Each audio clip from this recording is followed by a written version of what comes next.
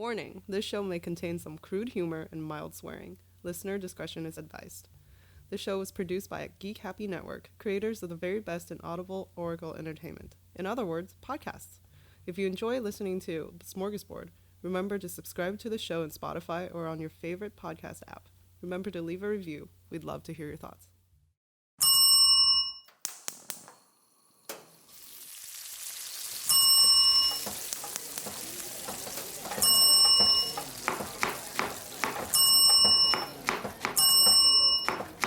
This is Smorgasbord!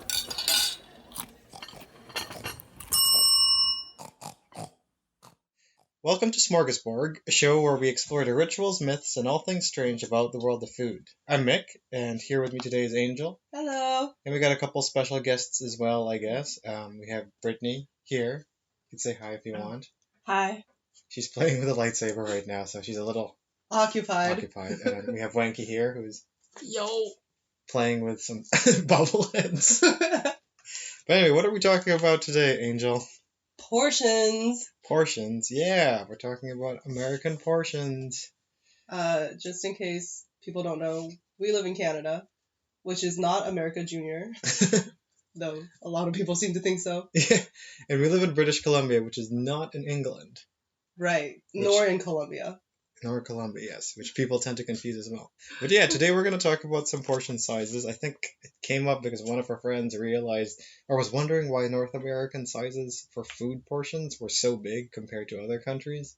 Where's your friend from? She's from the Philippines. Okay. Yeah. But this also applies to Europe. Yeah, Europe as well. I think, I don't know, I went to Europe as well and I got food there and it was like, okay, these are pretty reasonably sized portions of food. Yes. And I felt good about it. I mean, just from looking at it, I used to think this is tiny, but Yeah.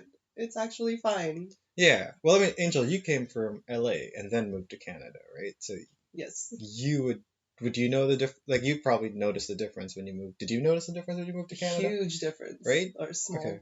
So it is much smaller in Canada. Oh, yeah.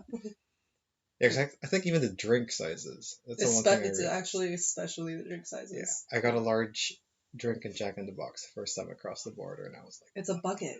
yeah. Well, when you live there, you don't realize how much soda you're consuming. Yeah, I could use that cup to bathe myself. With water, not soda, with water. That's a after recipe drinking. for ants. But yeah, so I think today we're going to go through, I guess, what portion sizes are, the origins a little bit of it, and how it became so big, and why North American portion sizes are so big. So yeah, let's do it. Let's do it. So I guess to start with, we were trying to wonder what a portion size is. By definition, I guess a serving size or a portion size is the amount of the amount of a food or drink that is generally served. A distinction can be made between, say, a portion size or a serving size based on different reasons. So, for example, a portion size is determined by external agents such as food manufacturer, chef, or restaurant, or even a self-selected portion size in which you yourself choose or control over the portion in your meal or snack. It can be determined by several factors like the palatability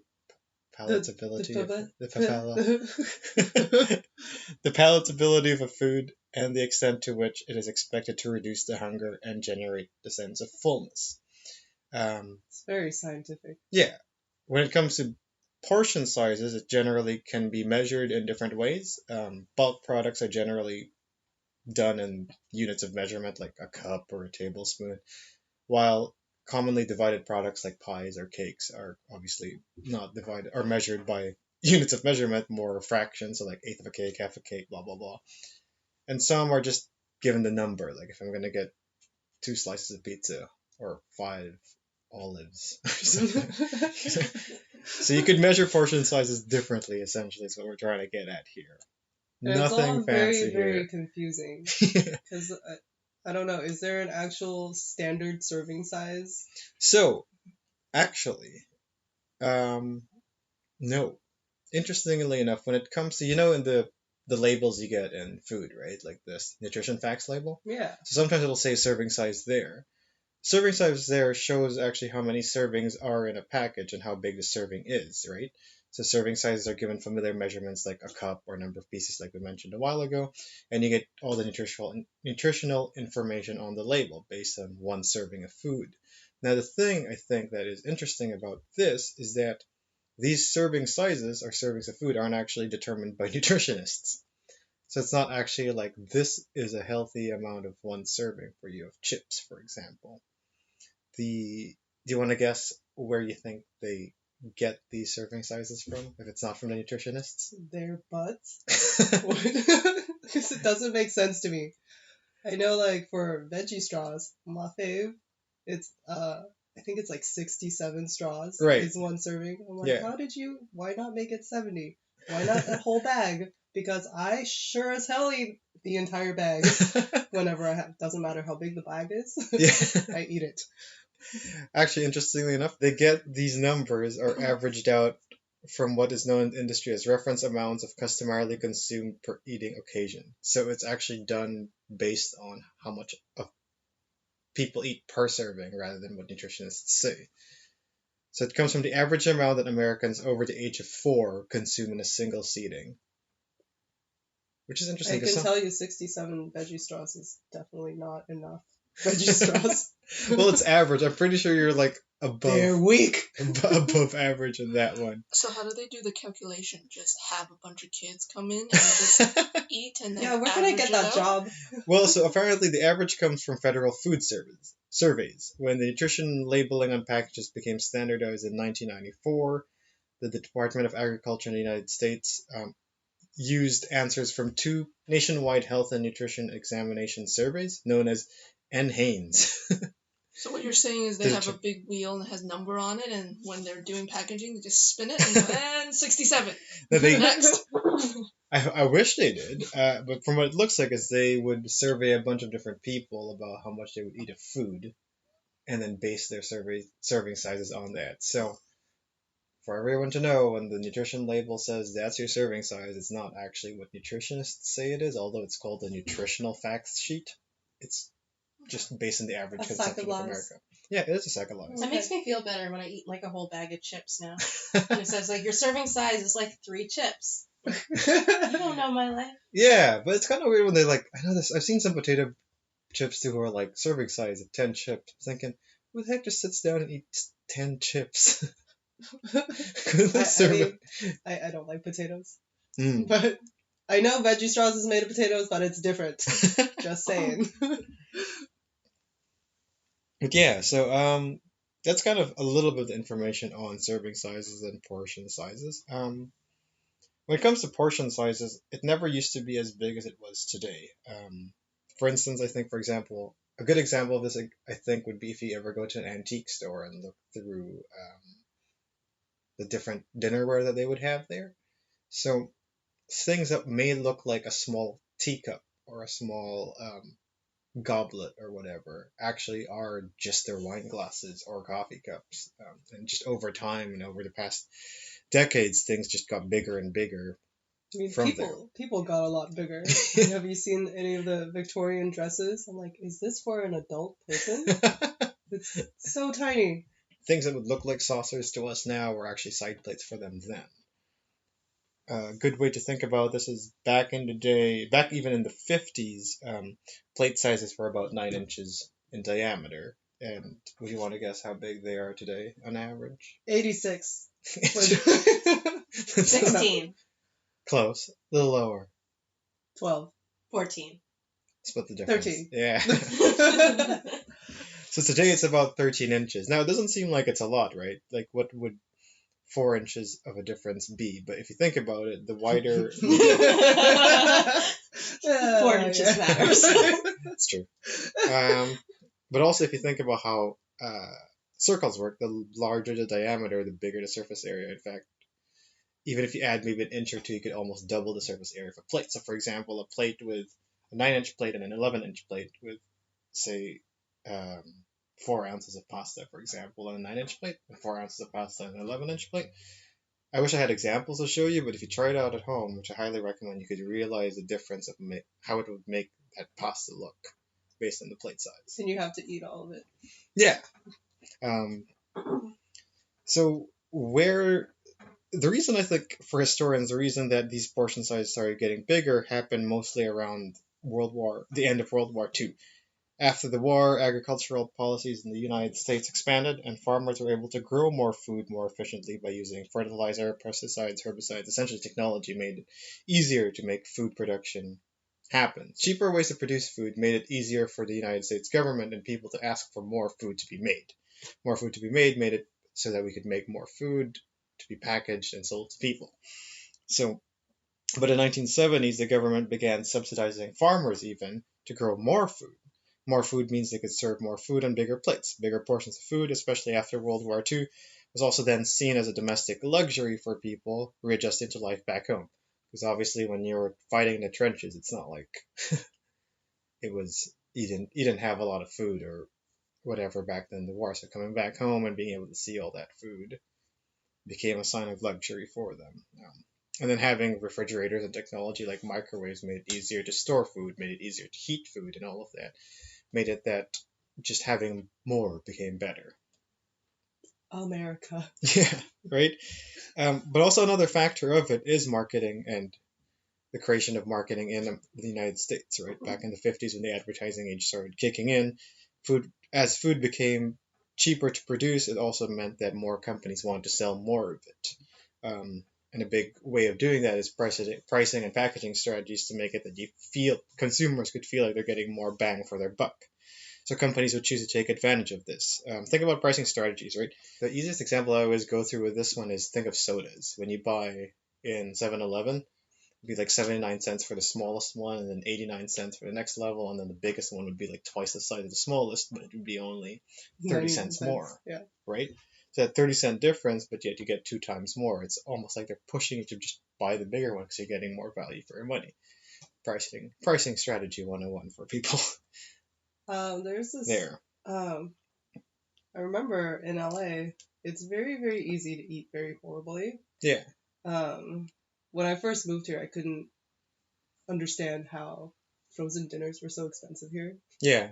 Compared to America. I used to get stacks of like Michelinas, like What are lasagna. Michelinas? It's just a frozen TV dinner. Oh, okay. You can get 10 for $10. Yeah. Which is quite a bit of frozen disgusting pasta. Yeah, for $10, right? But I think they're about like one for about $5 or $6 here. Yeah. So, yay.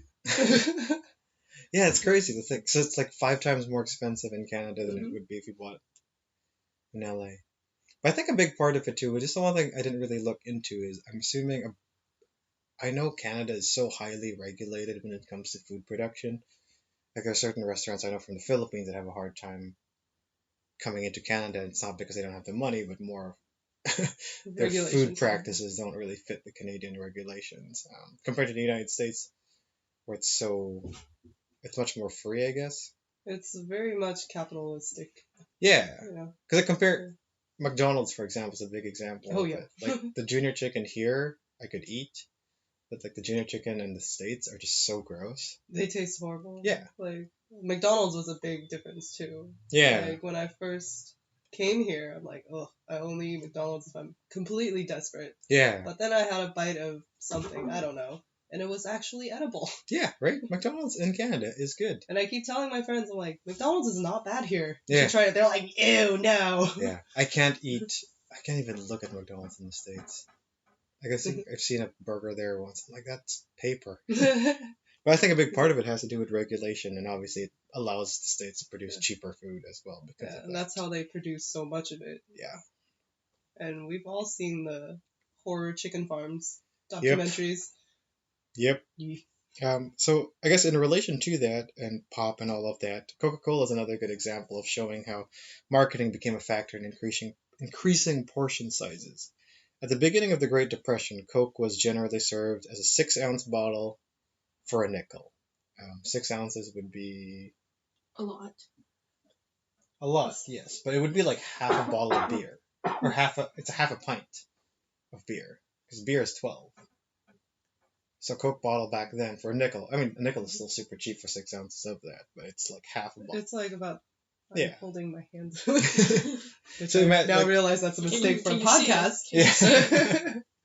But I think for everyone for reference, think about a pint of beer is 12 ounces. So half a pint of beer. So half a pint of beer was Also, like a small coffee is 8 ounces. Yeah. So it's slightly smaller. Yeah, slightly smaller than that. She's So gesturing with her hand again. Oh, I'm just gonna wear some oven mitts yeah. and sit on my hands.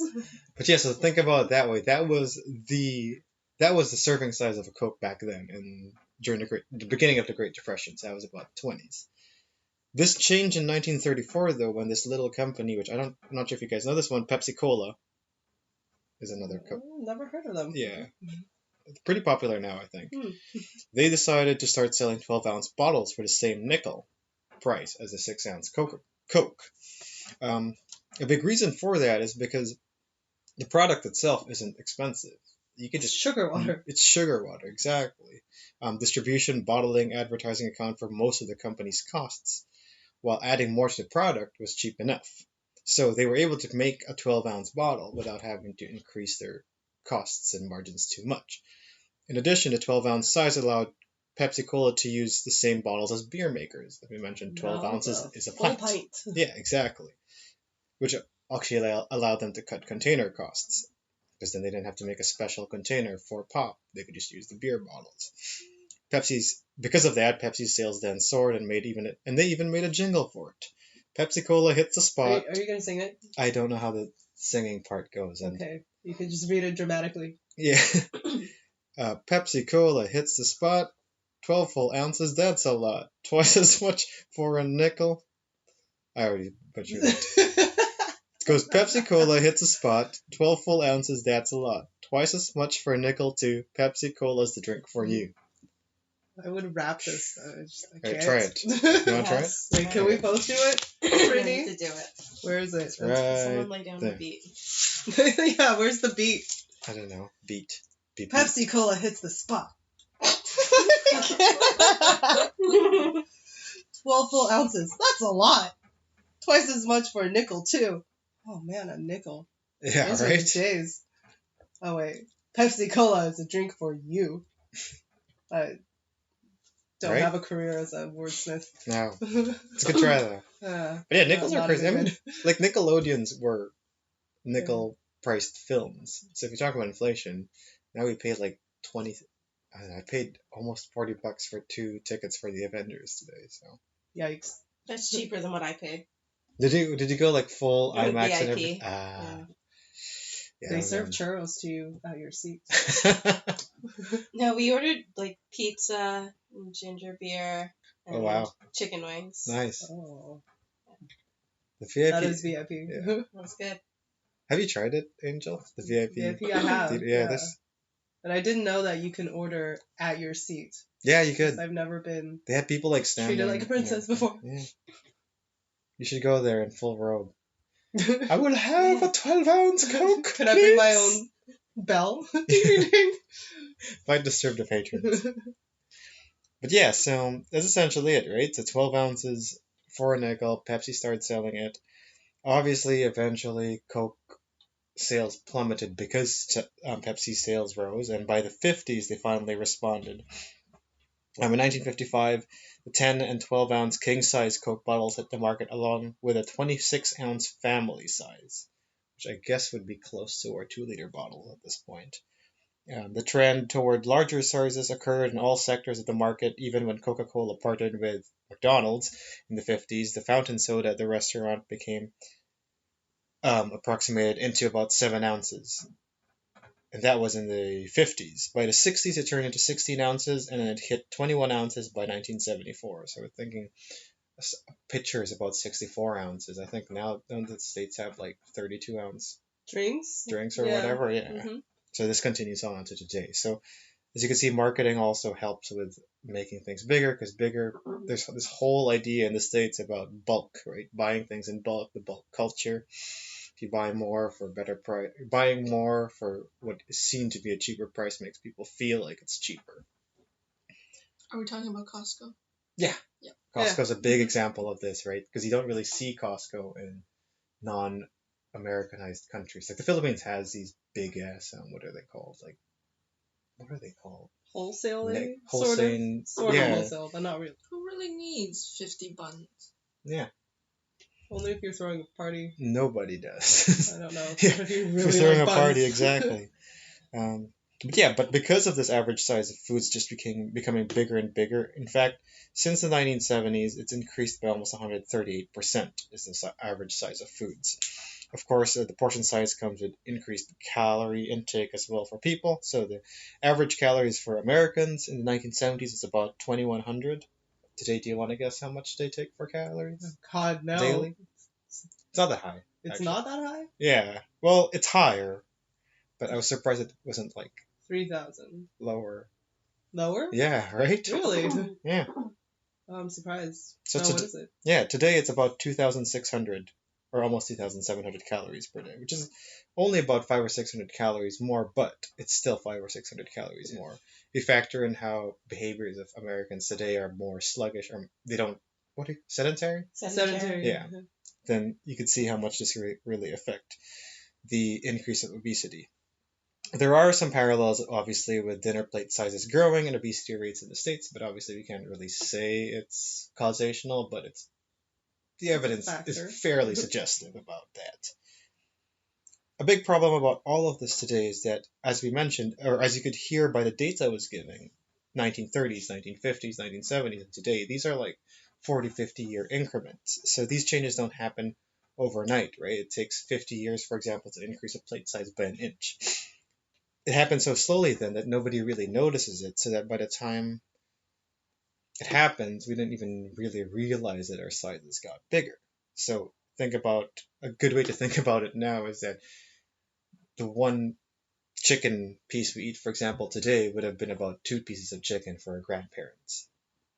You mean the chickens themselves are smaller? Yeah, or like cookie sizes or all of that. So I'm actually going to go through some size differences of different products from 20 years ago.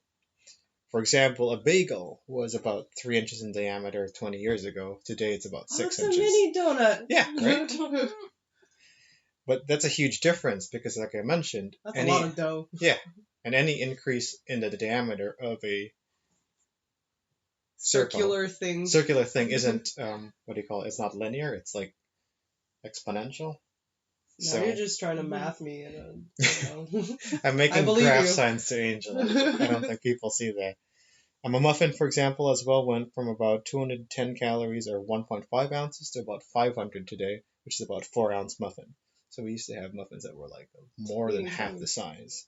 Less than half the size. I love mini muffins. So yeah. I actually prefer buying those to bigger muffins. Because the muffin tops are the best parts. Yeah. More muffin tops. Yeah, those Costco size, speaking of Costco size muffins, it's like the size of my face. I don't think anyone can ever finish one by themselves. The Costco muffins. Oh, I've seen it. I've seen it. Really? Yeah. I could never, but I've definitely seen people done eat it. that. Oh, brave souls. It's painful. Iron stomach. Yeah. Cheeseburgers are another example where it used to be 333 calories, it's up to 590 now. Pasta almost doubled from 500 calories to 1,000 calories. Now, is it because they started adding more sugar or more like high fructose? Yes, and it's also it's both that and serving sizes as well. Like I think when I went to Italy recently, the pasta sizes we got there were so tiny compared to what we get here, but they were so filling. I already got my days or meals worth of food from that size, but yet in the States or here, when I go to an Italian restaurant here, it's like 3 or 4 times bigger than what they give us in Italy. So, and I still finish both of them. So we'll talk a little bit about the psychology of that later on. Fries is another example where it used to be about 2.4 ounces per serving. Now it's about 6.9 ounces. Soda, as we mentioned, as well went from about 6 ounces to 20 ounces now. Coffee is a big one because I think people tend to... Yeah. I think a big part of it too, I think, is that the birth of Starbucks and this fancy-ass coffee culture, right? So back in the day, 45 calorie for an 8-ounce coffee spiked up to 330 calories for a 16-ounce. And I'm assuming it has a lot to do with the amount of sugar and the amount of milk that people put in their coffees today, while before it was more traditionally known to be like 1 or 2 cups, or 1 or 2 servings of sugar, or even just black coffee. Like I have most of my family, actually my whole family drinks black coffee, for example. Wow. But I know a lot of people. Harsh. Yeah. I know someone who does 7 and 7. What's 7 and 7? So 7 cubes of sugar and What? 7. What? Yeah. Into what size coffee? To a medium one. That's too much sugar. Well, I think there's a basketball player who does like 12 and 12. It's just some crazy number. Holy crap. It's like, do you even put coffee in that one? Diabetes. Yeah, right. But I think that's I mean, if you think about Tim Hortons, right? The typical Tim Hortons coffee is a double, Yes. not a black. Yeah, coffee. but not a 7. No. 7 by 7. But the standard has become that you put sugar and milk instead of just drink your coffee on its own. Yeah, but it's like, what are you trying to prove, Mick? Well, my point here was that I think maybe back in the day people didn't really put stuff in their coffee. Not much stuff. Yeah, and now it's like a standard to just put a lot of stuff in their coffee. I'm not saying that there's anything wrong with it.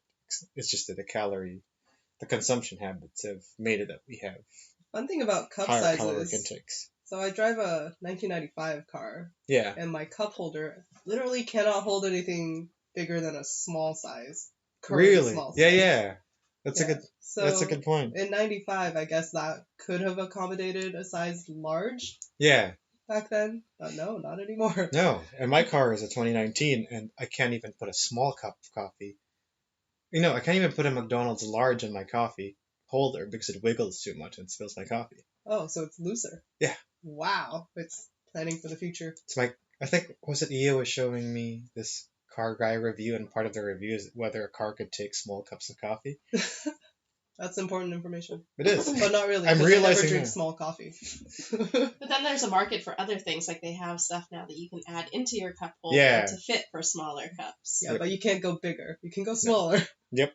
So my car is just, if you have a coffee, you're holding it. You need like a big funnel thing to get your thing to work.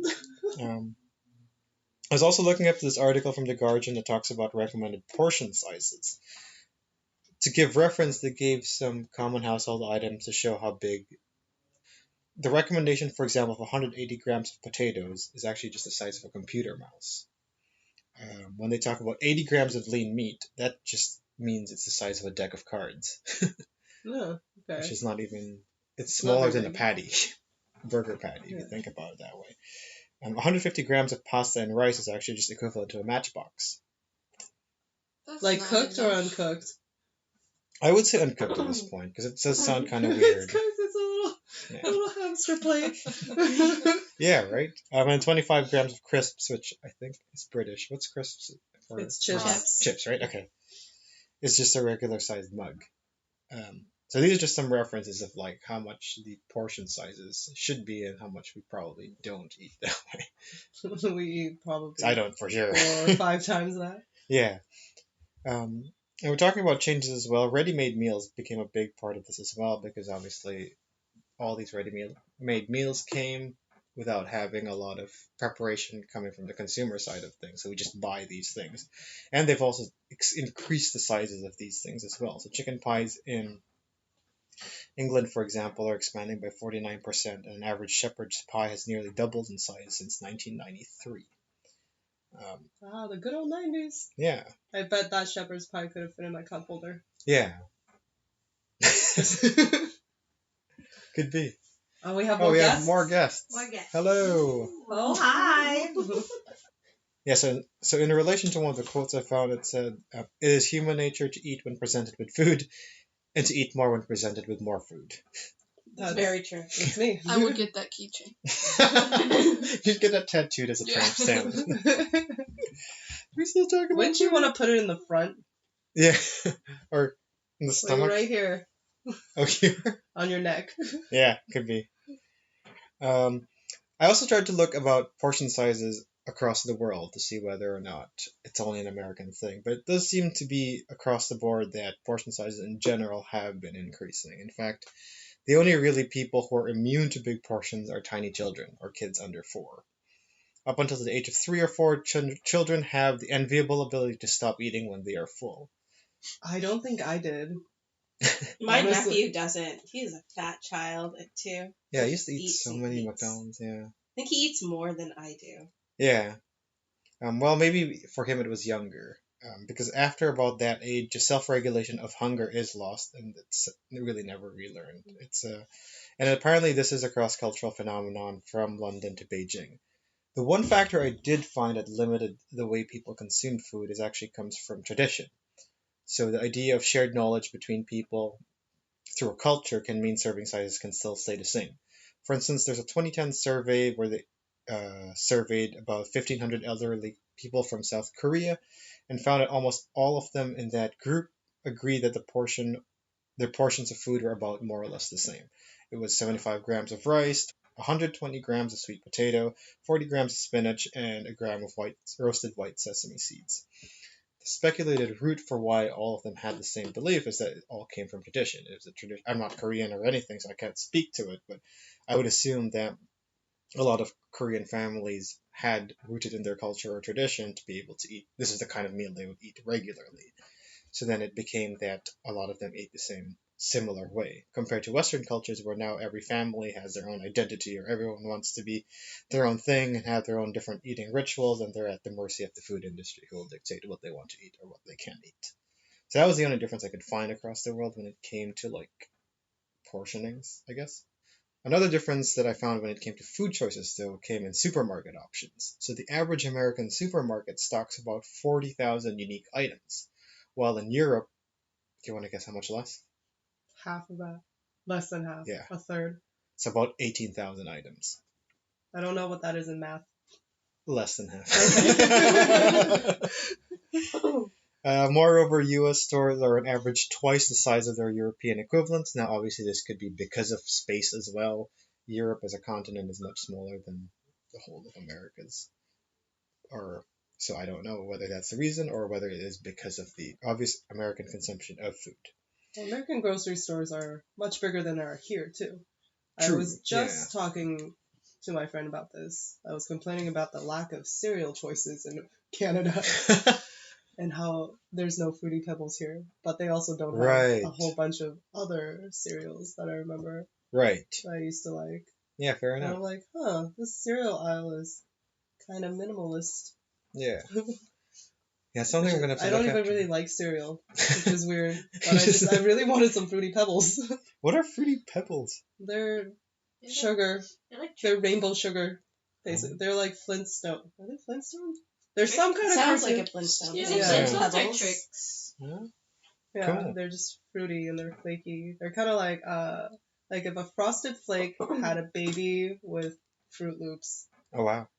Yeah, but they're much smaller flakes. Huh. I'm gonna have to look this up. Delicious. Yeah. Are we going Are on they a road magically delicious? Wait, what cereal's that? That's the rabbit. No, That's the leprechaun. That's the leprechaun. Lucky yes. Charms, right? Lucky Charms. See, I The never leprechaun. ate any of these growing up, so I don't know. We have to do an episode about cereal and call them serial killers and talk about the... Cereal chillers. Yeah. Ooh. Wait, can we just do a road trip and go buy cereal? Sure. Okay, cool. Who's eating it, Angel? I just want Fruity Pebbles. I will eat them. I think a big part of it as well, then, is that idea of shopping for things in bulk is more of an American concept. So having multiple options, bigger options, all of it in the supermarket do kind of relate to this as well. This is a personal belief of mine, but I think it roots back to the belief of getting your money's worth when buying more. In reality, according to Fast Company, though... You're going to say, according to Fast and the Furious. Vroom, vroom. According to Vin Diesel. No, according to Fast, buying in bulk can actually tend to be more expensive. A big reason for it is waste. So Victoria Ligon, a researcher at the University of Arizona, said that people in this country, the United States, are very price sensitive at the grocery store, but tend to overlook the cost of discarded or unused food at home. Barcelona, for example, compared to this, in Barcelona, for example, people tend to just buy food in fresh produce markets or local stores every day. So they would just buy their food every day rather than once a week. While in America, they have this idea of bulking, so you can buy for the week. I mean, part of it's laziness as well, right? Which leads to a lot of waste. I think it's a work thing, too. Because in America, they work a whole lot more. For sure. For sure. You don't have time to go to the store every day. For sure, yeah. I think that's a big part of it, too. Interestingly enough, when I used to do research on food waste, Canada is a higher waster of food than America is. Really? Yeah. Oh, that's surprising. Takes us longer to get to a grocery store. Could be, yeah. Like more Canadians are harder pressed to do that, but we do waste more food by consumers tend to waste more food than American consumers do when it comes to grocery products. But I would also argue that Canadians, there's a trend towards healthier food, which has less of an expiration date. So the amount of time that you have to finish that food is quicker. Yep. Ergo, like, you're throwing up much more often. For sure. Or if you're buying organic. For sure.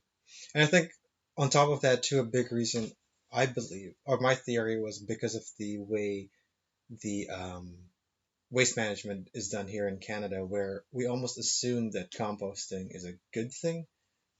And we think, oh, if I have wasted food, I could just compost it anyway. So it's not like I'm hurting the environment too much. So it becomes this idea of using up your waste, or not thinking of it as waste, but rather something as like, oh, I could just give it back to the compost. But yeah, there are many theories to that. A big part of the United States is that they don't potentially not think about buying bulk and thinking of the waste when they buy the bulk. It also has a lot to do with how they package. Like in Europe, usually when we went to buy eggs, they will only sell you 6. Yeah. So and then here 12 is minimum unless you really search for that 6. Oh, for sure. Yeah. I think that was my struggle to buying stuff here in the groceries. I can't buy stuff for myself. A lot of things in groceries are designed to be bought for families or to be bought for the week. Like, I can't even buy a sprig of parsley. It drives me nuts. You have to buy a bushel. It's like, I'm not making tabbouleh. I can't. What am I going to do with all this parsley? I need one sprig for my chicken. That is true. I've had the parsley problem before. Yeah, right? My guess, too, is also that buying more also makes us want to consume more, so we end up spending more. So if we end up buying things in bulk, we are forced to buy or want to eat more. And if we want to eat more, then we consume more of the food. By that, then we'll end up buying more food in the future or whatever. So we replenish food much faster because we're ending up buying more food. So in relation to that, that's why bulk buying could also become more expensive for people. And I also started looking into, so what if portion sizes are so big? Obviously, if we want to eat, we want to eat. But obviously, we all know, I think, and a lot of people know that a big reason why portion size is becoming so big as a problem is that it also contributes to being overweight. In 2014, it's shown that I think a lot of people already know that the United States is the most obese and overweight country in the world, which accounts for 13% of all the overweight and obese people in the world. So Americans take up 13% of all the overweight and obese people in the world. And this is crazy because the United States only takes up 5% of the world's population. Now, there are about 160 million Americans who are either obese or overweight. Nearly 3/4 of them are men nearly 3/4 of American men, or more than 60% of women are obese or overweight, which I think is a surprising number. Like, it's really high. 75% of American men are overweight or obese? I believe it. Really? Yeah. Jeez. You should. I drove up here from LA when I moved, and as soon as you're out of like a metropolitan city, people got bigger and bigger. Right. And fair enough. But that's still like on the West Coast side. That's not even looking at like Middle America or Texas or the South. So if they're increasingly getting larger on the coasts, you can imagine. Right. Yeah, fair enough. Would you want to guess who the second and third place in terms of total number? England had a big obesity problem. Am I right? No. No. Well then. Think like countries with the most population. China. Yeah. Really? Yeah, so China follows as a distant second with 46 million people who are obese, and India with 30 million who are obese. Now, a big part of it obviously is that it's 46 million of 2 billion people in China, right? And 30 million of 2 billion people in India. So when it comes to percentage-wise, it's really not that much. I don't know what that is. I didn't do the math. I didn't write down the math either, so I don't actually know what that means. But even though they do represent 15% of the world's obese population, when it comes to total number in China who are obese, it's like 1 or 2%, I think, compared to the States, which it's about.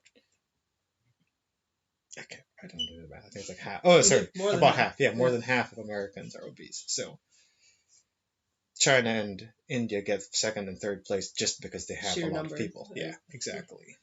Now, the reality of why obesity obviously is a problem, as we know, is because it does increase the risk for many health-related diseases. Which makes me really think, if healthcare is privatized in the United States, does healthcare really have an incentive to minimize obesity and Right now they overweightness don't. in America? Because then if more people are bigger, that means more people need healthcare, which then funds the healthcare industry of the United States. So the very people who are supposed to be responsible for making Americans healthy don't really have an incentive if they're privatized to do. Oh no, not at all. Yeah. It's not Crazy their to me. prerogative. Yeah. So sad. And they don't want to insure people. No. Which is funny, because don't you want to insure more people to collect more money? You think, But right? I guess because medical care is so expensive, procedures, that it's worth it to not. Yeah, you might as well. I mean, I think it'd be interesting to do a study into medical. I mean, obviously, it's not the field of our podcast, but it'd be interesting to look at the medical side of obesity and whether or not healthcare industry really. Only if you have a universal health care. Yeah. I don't know how that works for them. I don't think it worked that well, right? No, it doesn't. No. I was uninsured when I was there. But that was before fair enough. Obamacare.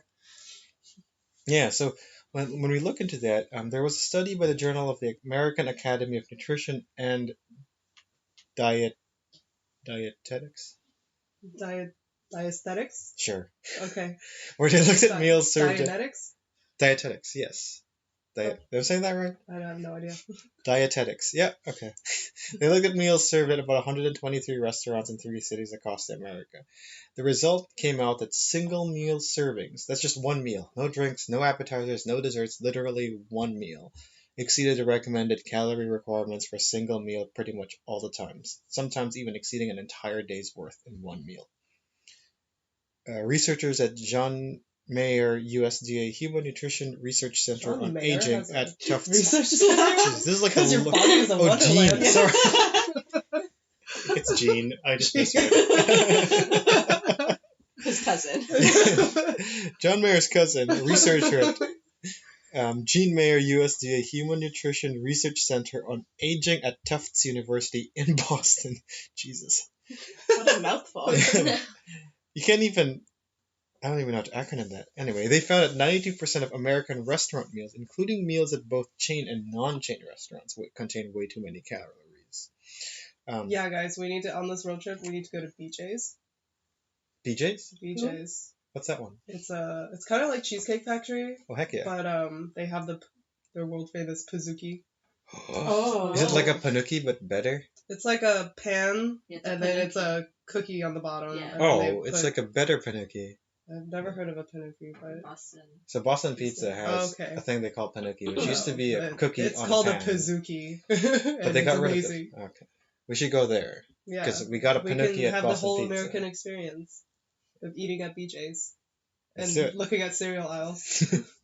Done. Back to discussing Road trip. obesity. Hey, this is a once a year thing, maybe. So in part of that study, they looked into American, Chinese, Greek, Italian, Indian, Japanese, Mexican, Thai, and Vietnamese food. And would you want to guess which are the top 3 For what? For what? for highest calorie counts per single meal? Indian. I don't think any. I have no idea Italian. what it is. Italian. Indian. We got Indian, we got Italian. I Thank you, lost what's it? track of I forget. Yeah, what were Okay. the other ones? American, Chinese, Oh, Greek. American. Sorry. Okay, American's one of them. Italian's one of them. So there's one more between American, Chinese, Greek. Is it American Indian, Chinese or Italian. like OG Chinese? So American. And the second one is Chinese. The third Okay. one is Greek. Fourth one is Italian. Fifth one's Indian. Sixth one's Japanese. Seventh Mexican. Eighth Thai. Mexican. Ninth Oh. Vietnamese. So what do you think is the Like third? real American Mexican or like OG Mexican? I will assume that these researchers are white. So it's like all the Americanizers. Then Every kind of Mexican. Mexican in quotation Mexican. marks. Mexican. Actually Chinese. Yeah, Chinese. Well, yeah, American Chinese. So American, Oh, Chinese. chicken. Yeah. Yeah. So American, Chinese, I was just gonna and say hello, Orange Taco Bell. chicken yeah. And chopped soy. I don't Yeah, even I would know. assume- I don't even know what that is. I would assume under the Chinese category would be all forms of Chinese, including American Chinese. I don't know. Anyway, Well, essentially, Panda Express. American food, Chinese food, and Italian restaurants or food had the highest calorie intake counts with a mean of about 1,495 calories per single meal. Again, oh, yikes. single meal. No appetizers, no drinks, no desserts, just that one order. The co-author, William Masters, PhD. His last name's Masters, and he has a PhD. That's funny. So you should have just stopped before the PhD. William Masters, PhD, a professor of food economics, explains standard meals are sized for the hungriest customers, so most people need superhuman self-control to avoid overeating. So essentially, again, going back to the quote from a while ago, it's human nature to eat when presented with food and to eat more when presented with more food. We could also take into account this overestimation of food because of how consumers don't really know how much to eat either. Think of the food trends in the past 15 years. How many of these trends change what they say about how much we need to eat? Then there's the matter of our love for food as well. Food also satisfies the need beyond just the quiet need of hunger. Think about social aspects of eating, such as family dinners, where your aunt or whatever will beg you to finish the last bit of food in the plate or ask you if you want dessert, even though your stomach's already stuffed.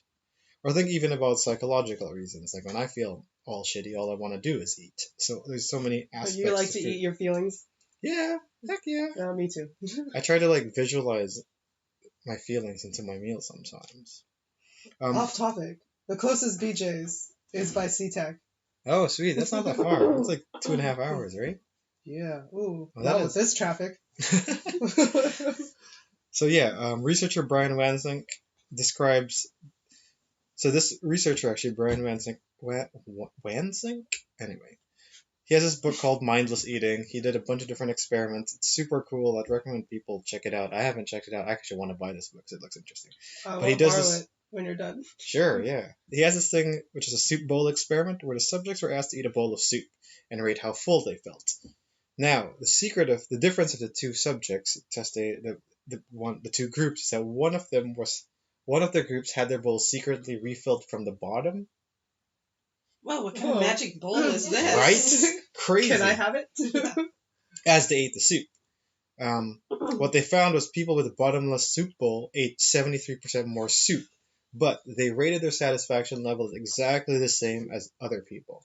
I like how they don't realize, why is there more? Yeah.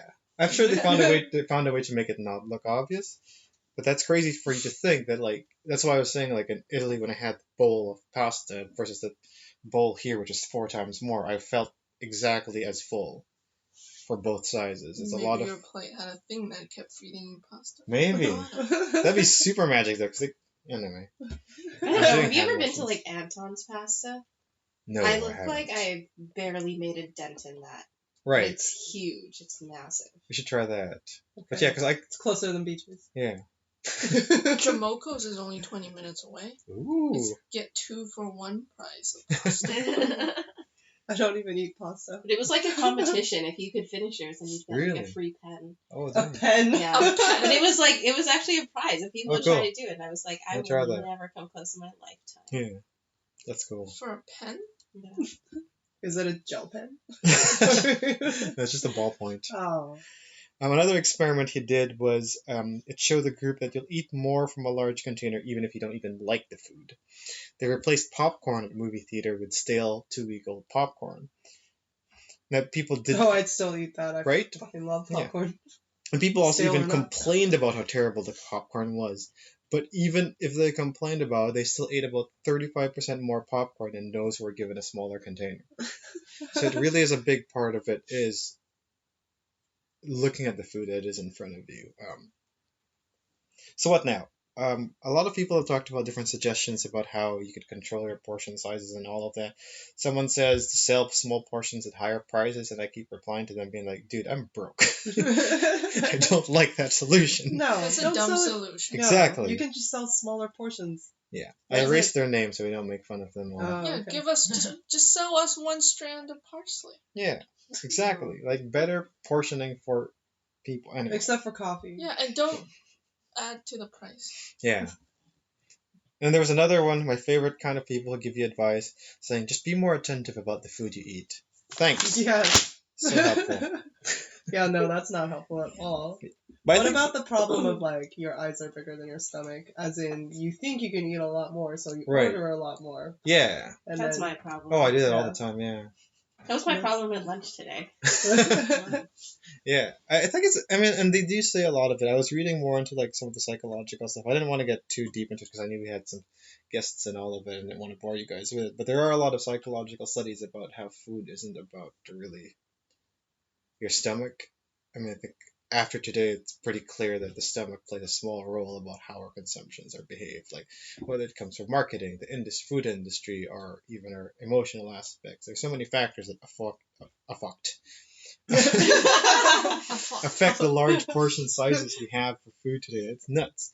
But the one, I think someone mentioned this a while ago too. I think the easiest and simplest way really to help your food consumption, if you don't want to eat as much and limit your thing, is just use smaller tableware. So we should all go buy kids Yeah, play sets. sure.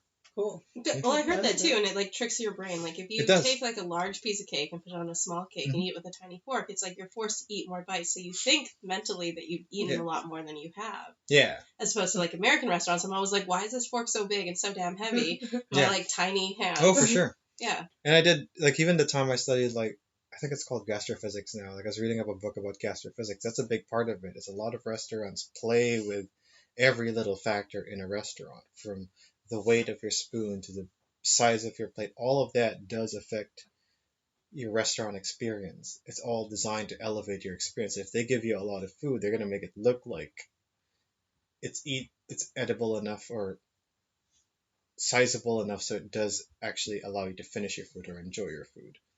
So obviously not every restaurant does, but more woke restaurant. I don't know. More woke. But more and What more is the happening? science behind food and all of that is being studied and being accepted by a lot more restaurants today. So yeah, like you said, a heavier fork makes you feel like you're getting a bigger.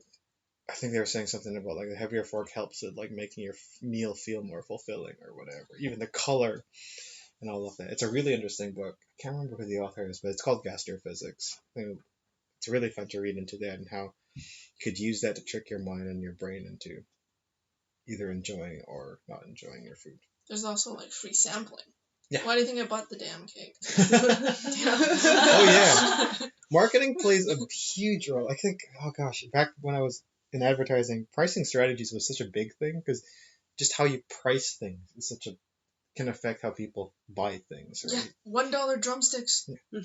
We all fell for Yeah, it. but they limited us to 3. Yeah. So, But see, their loss. 'Cause Yeah. I would have bought 20.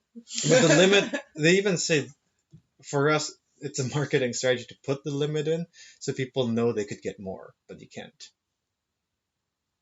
Huh? Again, one more They're time. like, oh, I can only get 3, but I want more. So it's okay. forcing you to buy. It's tricking your mind into thinking. Oh, they don't know But how they don't know how price. cheap I am. Yeah. I'm not But buying more it than works the for some sale people. amount. Like I'd I rather go know, outside, put on some fake glasses, and come back and buy 3 more. yeah, We sure, can return, literally. They won't remember any of us. yeah, no, that's fine, yeah, and that's by all means, but it's still more sales for them, right? Like I think when I worked in their grocery store, we never really we had like these big sales where we had limits to buy only 4 packs of whatever. We didn't really follow them. Nobody cared because it's like my boss was like, yeah, we just put that there so people will buy more.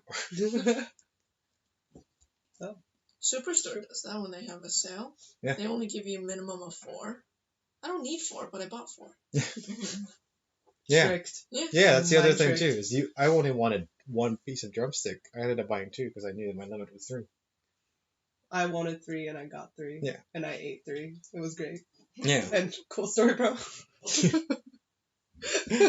But yeah, so I guess there you have it. That's our thing about.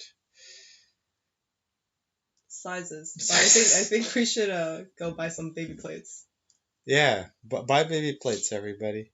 and baby forks. Go fill up those nurseries and sell them, buy them dry.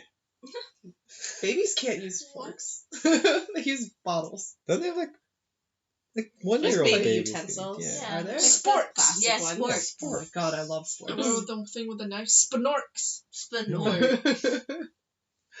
Yeah, so that, I mean, we usually end up. I mean, not usually. It's the second time we're doing this. But last time we ended our podcast with talking about what we were eating this week. Oh, I mean, I'm pretty sure we we all had chicken So today. all of us had Win-Win fried chicken in Steveston, British Columbia. $1 chicken thigh. But that was only this Drumsticks. weekend, so. Right. Don't Prior get to any that, of we this. did Yeah. have smoothies. So Oh, we we also balanced had Yeah, out. we balanced it. I had my It's vegetables. healthy smoothies. Yeah, we got our portion sizes right. But the price difference is crazy. Yeah. $1 drumsticks and a $10 smoothie. Yeah. But then again, then you're looking to a whole other aspect of food and like healthy food and organic food versus the cost of cheap, like easily accessible food for the masses. Yeah. So it's like, do you shop more at like Whole Foods and Trader Joe's, or do you go to like No Frills and just stock up on whatever they have? Or Safeway and hang out with all the old folks. People still go to Safeway? I don't know. I don't even know where there is a Safeway. But anyway, That's one I'm nearby. definitely a no frills girl. Should we just go to Boston Pizza? Get a fake Pizookie. Yeah. They don't even, because their Pinocchios don't even come in a pan now. It's just cookies. Pinocchio. They don't have pans anymore. So sad. Anyway, thanks for listening, everyone. Eat less or more. I don't know. Whatever. You do you. Yeah, you do you.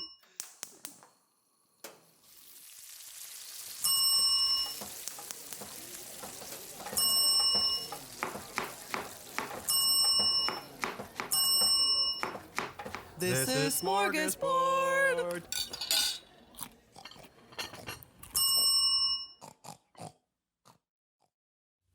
Have a food-related ritual, myth, or something strange you want us to explore? Send us a message through Facebook at Geek Happy Network. We'd love to hear from our fellow foodie listeners. And while you're there, remember to subscribe or follow us too.